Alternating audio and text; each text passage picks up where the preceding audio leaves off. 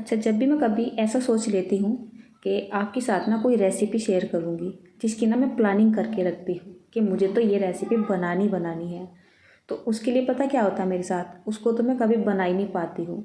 मतलब सिस्टम ही घर का कुछ ऐसा हो जाता है, काम इतने सारे हो जाते हैं कि मैं कोई रेसिपी को प्लान करके शूट नहीं कर पाती हूँ। तो फिर जो मेरे घर में रेगुलर चलता रहता है वो वही आपके साथ शेयर कर लेती हूँ।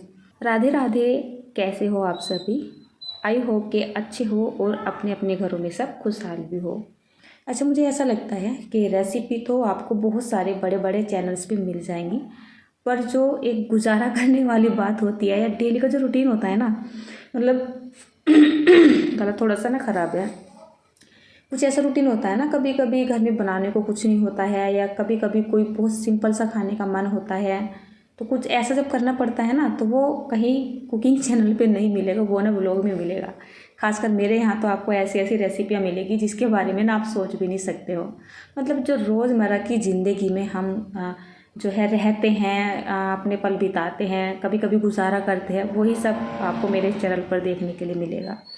अच्छा, आज मेरे साथ पता क्या हुआ, दिन की ना मेरे पास बहुत सारी सब्जियां रखी हुई थी और मैंने दिन में खीर भी बनाई थी। तो मैं सोच रही थी चलिए क्या शेयर करूँ आपके साथ, ये कोई रेसिपी थोड़ा ही ना है, लेकिन ये रेसिपी तो बहुत काम की है।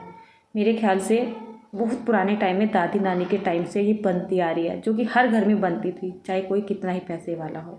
पता है मैं क्या बना रही हूँ? आज मैं बना रही हूँ चावल की खीर और पानी के हाथ की रोटी, साथ में बनाऊँगी पुदीना की या फिर हरा धनिया की चटनी। तो पुदीना तो मेरे मुंह से इसलिए निकल गया है कि क्योंकि पुदीना की चटनी ज़्यादा फेमस है मेरी। तो मैं बनाऊंगी आज हरा धनिया की बिना लहसुन प्याज वाली बहुत ही ज़्यादा स्वादिष्ट चटनी। अच्छा, मैं यहाँ पर जो आटा गूँथ रही हूँ ना, ये मैं पानी की रोटी बनाऊंगी, यानी कि पानी का हाथ लगा के जो रोटियाँ बनाते हैं ना, वो रोटियाँ बनाने जा रही हूँ। तो इसका जो आटा लगाया जाता है वो एकदम सॉफ्ट और थोड़ा सा ना थिक करके लगाया जाता है। जैसे हम सूखा आटा लगाए रोटी बनाते हैं ना चकले पे बेल के, उसको थोड़ा ना सॉफ्ट ही लगाते हैं, लेकिन थोड़ा थिक करके लगाया जाता है और इसकी मरम्मत बड़ी अच्छी से की जाती है। तो इस तरीके से ना इसकी मरम्मत कुछ ऐसे करनी चाहिए जैसे मुक्की से नहीं करते आटा गूँथते हैं, इस तरीके से। यानी कि 6 से 7 मिनट लगती है इस आटा को तैयार करने में। बिल्कुल सिंपल गेहूं का आटा लिया है और नॉर्मल पानी से मैंने इसको गूँथ के तैयार कर लिया है, साथ में ना नमक भी डाल लिया है। अच्छा, वैसे ना मैं ये मूवमेंट ना कैप्चर नहीं करती हूँ अपने व्लॉग्स में या फिर अपनी रेसिपी में, क्योंकि ये ना इन पर बहुत बेकार बेकार भी कमेंट आते हैं। बट आज ना मैंने जानबूझ के कट नहीं किए हैं। मेरा ना चिमटा खो गया है, मैं वैसे तो यहाँ पे चिमटा ढूंढती हूँ। एक मेरी हैबिट में है कि मैं थोड़ा सा काम करती हूँ, मुझे हाथ धोने की बहुत आदत है। मतलब बार बार जाके ना हाथ धोती रहती हूँ, और हाथ धोने का मतलब क्या है, भीगे हुए हाथ है तो पोंछने भी ज़रूरी पड़ेंगे। और पोंछने के लिए ना कोई तौलिया वगैरह तो हम उठाएंगे नहीं, डेफिनेटली अपने सूट के पल्लू का इस्तेमाल करते हैं। मेरी सासू माँ भी बोलती है मुझे कि तू ना कपड़े बहुत गंदे करती है बच्चों की तरह, मतलब हाथ भिगोए और ऐसे ही पोंछ लिए, कभी आगे से कभी पीछे से। तो मैं आपको दिखा रही थी। अच्छा, किस किस के साथ ऐसा होता है आप मुझे बताइएगा ज़रूर। देखिए, दिन में मेरे पास ना ये सब्जी रखी हुई थी, थोड़ा सा साग, थोड़ी सी दाल बनाई थी वो भी रखी हुई थी, और ये थोड़ी सी ना रोटियाँ भी रखी हुई है। फिर मैंने सोचा सभी चीज़ें जो है मतलब ख़राब भी नहीं हुई है, महंगाई का ज़माना है, तो चलिए आज शाम को ना सिंपल चटनी और नमक की रोटियाँ बना लेती हूँ, खीर के साथ खा लेंगे। जिसको सब्ज़ी खानी होगी ना, यहाँ सब्ज़ी इसी से ही खा लेगा, मतलब काम चल जाएगा, तो इसलिए मैंने वो आपको दिखाई है। ऐसा तो बहुत लोगों के साथ होता है, दिन की सब्ज़ी रखी रहती है ना, तो शाम में ना ऐसे ही चपातियाँ चावल वगैरह बना लेते हैं। चलिए, आज ना मेन मकसद तो मेरा ये है कि आपके साथ में पानी के हाथ की रोटियां शेयर कर रही हूँ। ये रोटियां मुझे शादी से पहले कभी भी बनानी नहीं आती थी, और इनको मैंने अपने ससुराल में ही आके सीखा है। ये रोटियां मेरी ससुराल में बनाई जाती है, पानी के हाथ की रोटियां, मतलब बिना सूखा आटा लगाए बनाई जाती है, बिना बेले। उसके लिए हमें क्या करना होता है, आटा तो मैंने आपको बता दिया है ना, बिल्कुल हमें थोड़ा थिक करके और सॉफ्ट आटा लगाना है, थोड़ी मेहनत ज़्यादा करनी है, और बस उसे 8-10 मिनट के लिए साइड में छोड़ देना है। और फिर इस तरीके से नॉर्मल पेड़ी बना के और थोड़ा सा पानी का हाथ लगा के इस तरीके से रोटियों को बनाना है। अच्छा, शुरू में 2-4 बार जब बनाते हैं ना, तो हाथ पे से ही नहीं छूटती है, मेरे तो बिल्कुल भी छूटती ही नहीं थी। बहुत दिन में जाके मुझसे मतलब बनी है रोटियाँ, अब तो मैं बहुत ईजी से बना लेती हूँ। अच्छा, एक बात है इन रोटियों की, ये रोटियाँ ना सिंपली जो है मिट्टी के चूल्हे पे बनाई जाती है, मतलब जैसे उपले या लकड़ी जलाते हैं ना, उन पे बनाई जाती है, तो खाने में ज़्यादा स्वादिष्ट लगती है।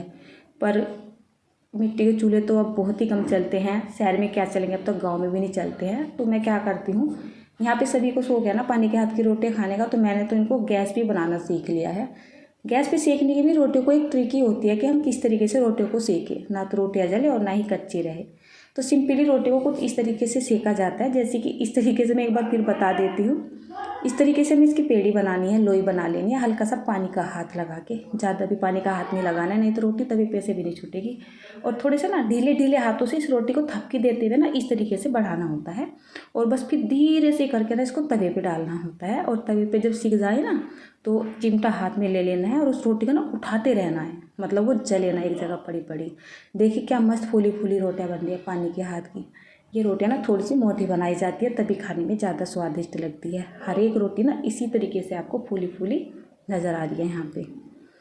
तो यहाँ पर ना मैंने सारी रोटियाँ बना ली हैं।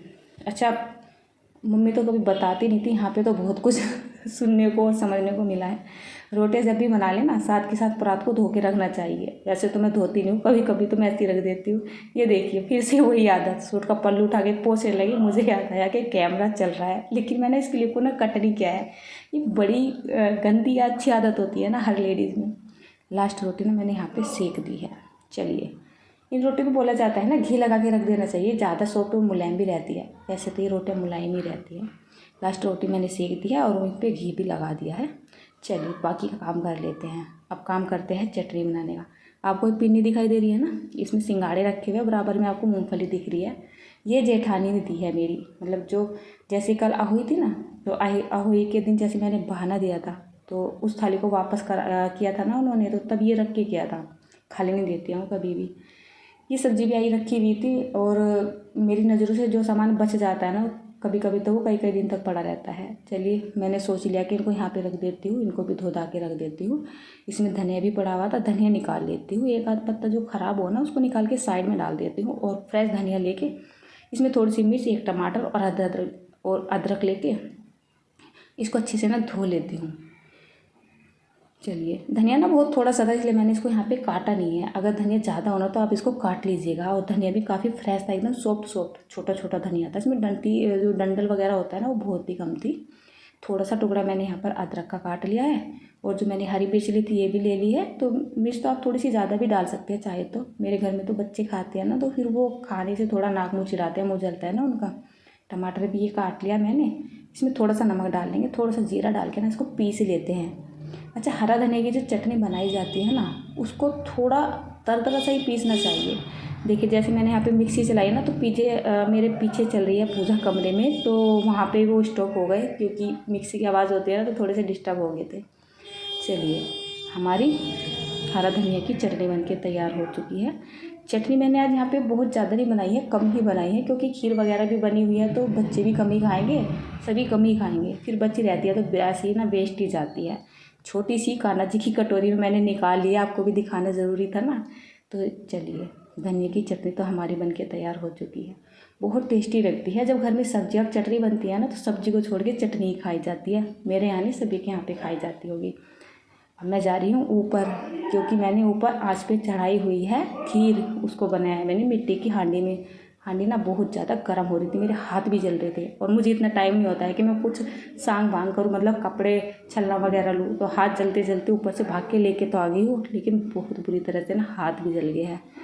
चलिए, ये खीर तो मेरी तैयार हो चुकी है। जल्दी से मैं इसको देख लेती हूँ। इसको मैंने पूरा तैयार करके लाई हूँ ऊपर से, मतलब बन भी गई थी, मीठा वगैरह भी डाल दिया था।